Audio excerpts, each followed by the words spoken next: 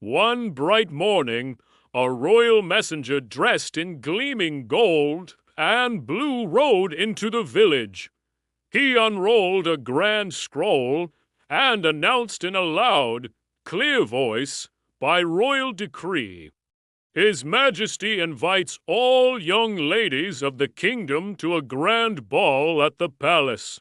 The prince seeks a bride. The village buzzed with excitement as people gathered to listen. Cinderella's stepsisters squealed with delight, their eyes gleaming with anticipation. "We must look our best," cried one. "I'll need a new gown," said the other. They rushed home, eagerly planning their outfits and imagining their future as the prince's bride. Cinderella, who had been watching from a distance, quietly asked, "May I go to the ball too?" Her stepmother turned to her with a cruel laugh. "You a servant at the royal ball? Don't be ridiculous." But she added with a smirk, "If you finish all the chores and find something decent to wear, perhaps you may go." Hope sparkled in Cinderella's eyes as she hurried to complete the mountain of tasks her stepmother and stepsisters piled on her.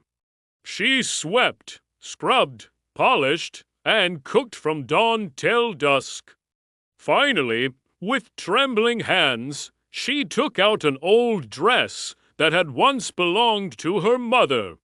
Though worn, it was beautiful in its simplicity.